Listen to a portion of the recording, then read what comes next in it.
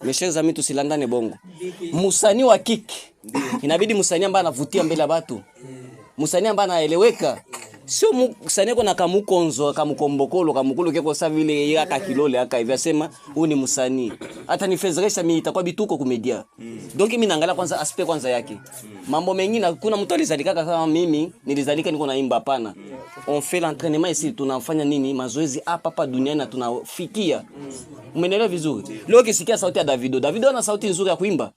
Lakini kupitia kazi ambayo anafanya na tunampenda. Bana boy vile vile. Tukiangalia tumuko watu kweli mnasikia sasa huyu sauti yake haifai huyu lakini ana kartone. Ndio nilimuona. Yeah. Je, kuna labda msanii mwingine yote ambaye aliwahi labda kukusogelea kwa kutaka kujiunga na wewe kimuziki? Wapo. Kama yeah. No, siwezi kubata kumedia juu nisiba promote bure. So kwa upande wangu labda nilikuwa na swali kidogo. Yeah. Kuhusiana na hapo. Nikianukuu maneno yako umesema kwamba wamama walete watoto wao kwa ajili mfanye kazi. Hapa nilitaka tuwekane wazi. Prophet Dickson kuanzia sasa hivi ama kuanzia muda gani yupo razi kupokea msanii yoyote ule ambaye atakuwa na kipaji wa kike ama wa kiume kwa ajili ya kufanya naye kazi? Yeah, kuna langaji mnaongeaka kila siku, hii langaji naongelewa kama wamama tunaweza. Sio sema naongeaka kila siku. Kabisa. Mwanamke hawezi, mwanamke anawezeshwa. Anaweza. Umeelewa vizuri? Akiwezesha afanye nini? Anaweza.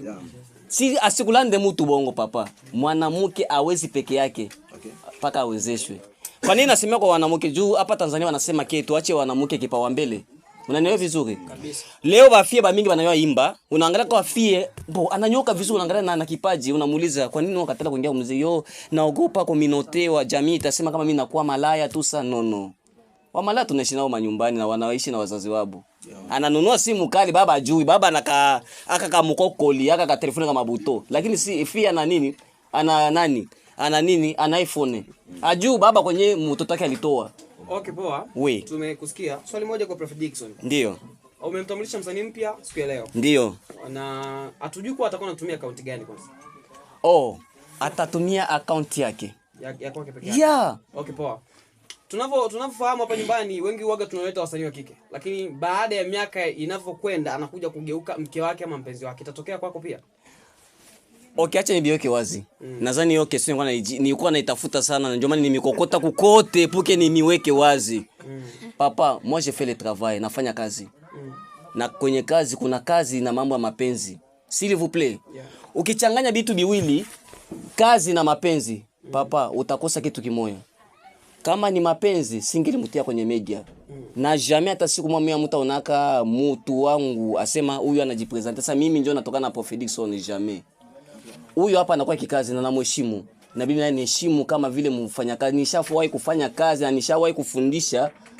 Mwenyewe mnajua kwenye mashule huku kuna watoto warembo tusa, lakini nilikuwa najiheshimu na kuya kikazi na huyu anakuwa kwenye kikazi. Bato hiyo image ya kusema kwamba directement huyu atatokelea kuwa mke wangu, mimi nina mke. Nina mke wangu na yeye atapata mke mezesikize. Munielewe Kiswahili hiki ni Kiswahili vraiment muibebe vile vile.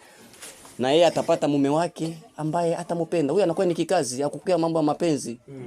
Tuko kikazi. Moja ya swali pale. Moja ya swali kuhusiana na wewe umesema kwamba ametoka Kongo na mpaka sasa hivi yuko hapa. Swali hivyo hivi. Kuhusiana na wewe upande wako, kwa nini haukufanya usajili wa kumsaidia msanii wa kiume mpaka uje uchukue mwanamke? Papa, acha nibiweke wazi. Mwanamke ni mtu ambaye anakuwa vigilante sana kwa kufanya kazi. Yesu alijaribiwa na nani? Eva nani Adam na alijaliwa na nani? Samsoni. Mbavu moja mwanamke wote. Eske unaelewa vizuri? Samsoni nani? Ukiwa katili papa leo, batakuweza wewe kupita nani? Mwanamke. Niliona hapa wanakuwa makini sana mpaka kwa si bagason. Ukimwambia fanya hiki anafanya. Ukimwambia fanya hiki anafanya aveke nini aveke hisia. Juzi tunafanyaka kwa kufanya tu ya nini ya par sentiment, yani atufaki vitu sasa vile nini. Na ndio maana nasema kwamba nimeamua kumuleta sababu najua kitu kiko mwake na naona sema utamwambia afanye hiki na atanielewa. Ikitokea lebo yote kubwa ambayo inataka kumchukua hapa kambini anaruhusiwa kwenda? Harusiki kwenda. Kwa nini? Na kati amekuja kazini. Aya, merci beaucoup. Sababu yuko deja kwenye kazi. Na tayari yuko kwenye lebo. Na tayari yuko kwenye sio ta lebo foundation. Kwenye foundation. Yeah, yuko kwenye foundation. Ni vigumu sana ndugu yangu. Huyu ana tungetaka kwanza kujua Prophetiki. Mikataba yako imekaaje kuhusiana na kazi ya muziki, lakini pia dada yetu. huyu dada. Yes. Yaani niweke wazi. Yes. Na sitakuwa disiri kuweka. Yaani huyu papa. Kwa sababu Pardon, siwezi kuweka mambo mkataba contrat na mie. Hapana, mkataba inakuwa ni kati ya watu wawili. kwa sababu Mfanya kazi na mumiliki wa kampuni ndio banaandikia naka nini mkataba.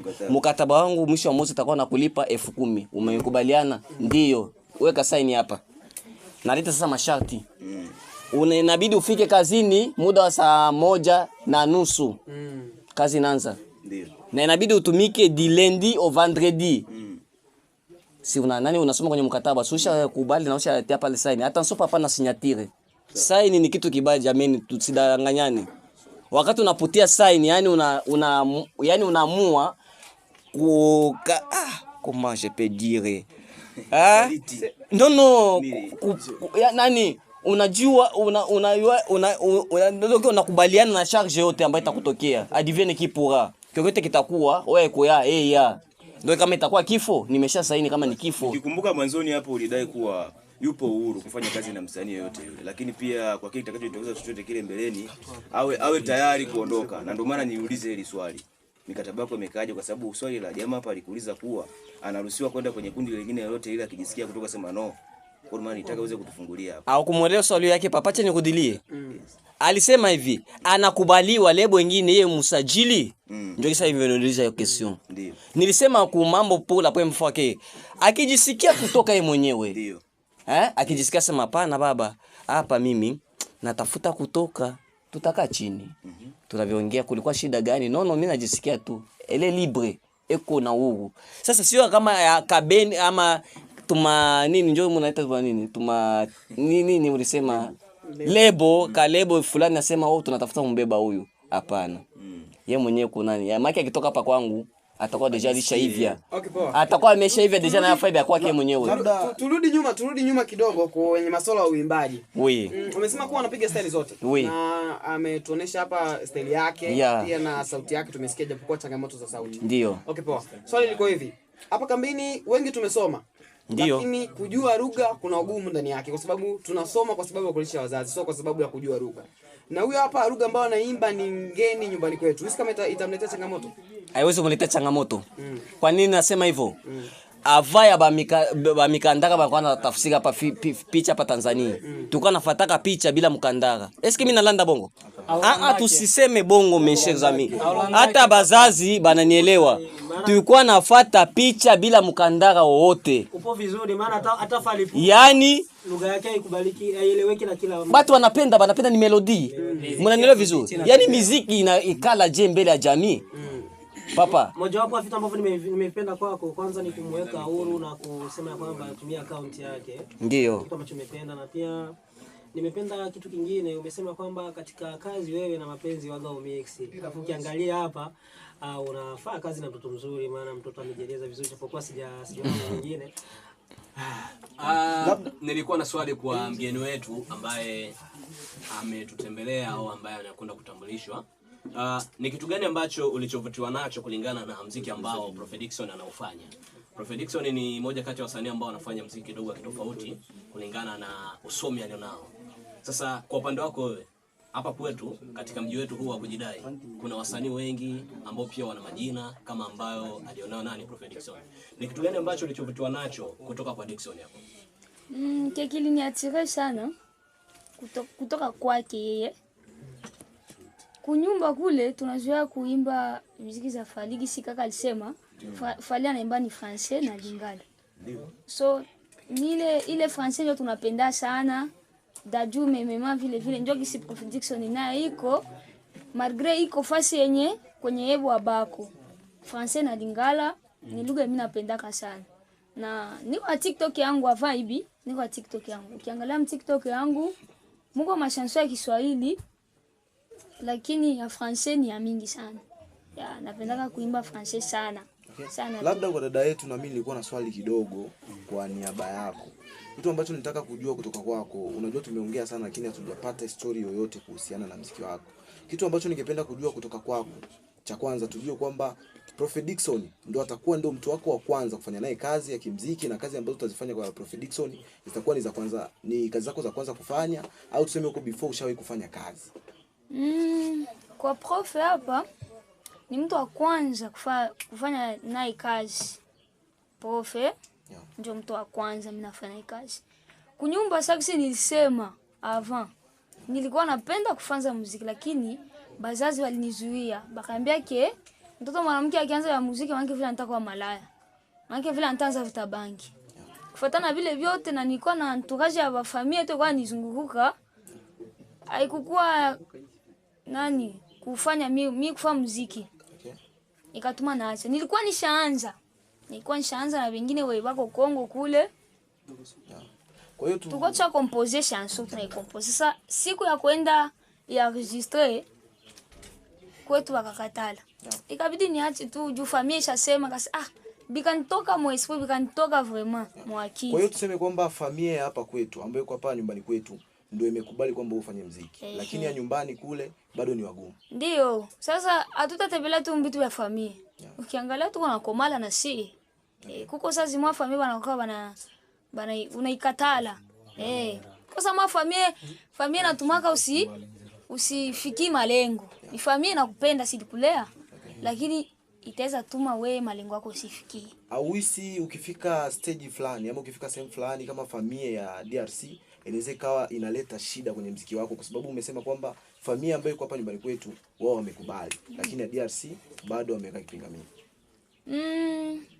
Kwanza mimi peke ndaba convaincre. Ndaba convaincre kufatana benda fanza. Mimi sasa ndio ndaba patia idea ke sio kuwa msanii ndio kuwa malaya. Kuko wako wa malaya na wako wasanii. Ile kwa kitu mkielewa. Kuko mtu mweko afuta bangi, fie. Iko afuta bangi na iko msanii. Mimi ndio ndakonveka sasa familia yangu naambia sio kukua msanii ndio kuwa malaya. Maana ulikutaniwa tu kwako malaya. Ndio sasa unapitia mbusani. Ndio vile kaka. Kuna kuaga na tamaa nyingi hapo wanawake waga wanakutana nazo. Aswa nyinyi wanawake wanawasemaga kwamba mpo viumbe dhaifu sana. Utakuwa na maintain vipi haya mambo, tuseme kwamba tamaa pale ambapo unapokutana labda pengine na kijana huko mtaani anakupigia miluzi vile anataka kutupia nyavu. Utakuwa na maintain vitu aje kwanza? Ku maintain kazi na masuala ya mapenzi. Ku maintain vitu vile. Ndio, siwezi tia mapenzi na kazi. Siwezi. Lakini kwa mtu ndeza penda kaka. Sini kwa wao. Naweza kutana na mtu ananipenda na mimi nampenda. Lakini kazi ni kazi na mapenzi ni pesa. Sasa kazi. Ndamuexpliquer, ndamwambia msheke mimi nilikuta muziki. So nikienda kumuziki uniache kwanza. Na Prof naenda muelewesha wewe niko na mtu wangu. Ifo tona naye. Sasa ifo kwa hivi vitu vya leo tubibake ndio na mtu wangu vya vile. Kabisa. Lakini Dickson umesema kwamba the first umekutana naye mlikutana FB akawa amekutesti kwamba anahitaji kufanya kazi na wewe. Au kuchukua ile muda wa kumuuliza kwamba ni kitu gani ambacho kinakushawishi ama unachokipenda kwa sanaa ya hapa kwetu? Mbotu d'abord alishakwambia kama kila mtu ana vision yake, ana ndoto yake. Na kama uko na ndoto yako, kuna mtu anaweza kufanya ni kukawisha riziki yako. Ndio sisi mnasemaka. Lakini hii yale tanke itafikia tu. Hata kuepesha hivi, lakini siku itafikia tu. Nimekutana naye FB gisi nani alivutiwa na style zangu na uimbaji wangu, sababu kukubali wewe kwanza ninakupenda vitu ambavyo unafanya katika je peux dire ma faiblesse yako na mazuri yako. Juu kishapenda mtu hata na fabi baya baba utampenda tu. Hii kari wazi kwa. Tuseme msanii wetu yupo kwenye mikono ya Prophet Dickson ama yupo kwenye mikono ya management. Kwa yeyote yule ambaye atataka kufanya naye kazi ama kumhitaji kwenye kitu chochote atamtafuta Prophet Dickson ama kuna watu wengine ambao atamtafuta Prophet Dickson. Atamtafuta Prophet. Inaiweka wazi. Mnanitafuta mimi. Hata nyinyi wa journaliste. Hauwezi kufanya contact bila kunitafuta. Mimi inabidi niambie bwana, leo naenda kumoji msanii wako. Mimi ndio utajua sema msanii wangu yuko je. Sasa zingine unaweza kuya kumoji yako na ajiandaa kwenda studio itasumbua. Wengi tunaamini kuwa ikitokea labda nafasi ya kutambulisha msanii ina uwezekano labda kushakuwa nyimbo inbox. Kwa niaba ya leo au kesho kazi zianze kupanda jijini YouTube. Iwe ni muda wa vita. Nataka nifahamu vipi msanii wako ana ngoma ngapi sasa hivi inbox? Inbox kuna nyimbo 3. Nyimbo 3. Yeah. Anakaribia kuanza kuposti nyimbo zake lini? Mbo ya kwanza kwa inabidi niweke wazi taimba yeye na mimi. Sitadanganya. Ya pili naimba yeye na mimi. Lakini tutafanya hivi. Seludi singoshapanga panga. Ya kwanza naachia kwanza mimi na yeye. Ya pili yake mwenyewe na nyingine mimi na yeye.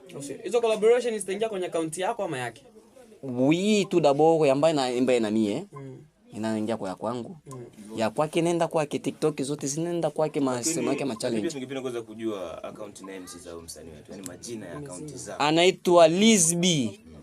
Donc queen wa Uingereza sana anaitwa Elizabeth. Si tunajua hiyo lakini. Elizabeth d'Angleterre. Ya queen d'Angleterre, ou soit la reine d'Angleterre s'appelle Elizabeth.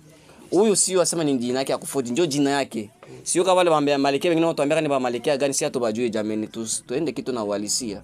Okay, Paul, umesema kuwa nyimbo ya kwanza inaingia kwenye account yako. Yeah. Ya pili inaingia kwenye account yako, ya tatu inaingia kwenye account yake. Yeah. Vipi tunataka tufahamu, tunataka tujue uwezo wake na tusikie kwa haraka kwa sababu tukisema tuposti hizi interviews kwa leo, watu watahitaji wasikie uwezo wake. Yeah. Japokuwa ameonyesha uwezo mdogo lakini tunataka tuone mzima kabisa. Yeah. Kama inavyoeleweka. Ndio. Wape watu date basi, waambie itakuwa siku fulani, mwezi fulani, mtarajie kitu fulani kutoka kwa dada yetu hapa ambaye ni mgeni. Oui, mafans wangu wote ama ba telespectateur bote ba ma TV zote ambazo ziko hapa.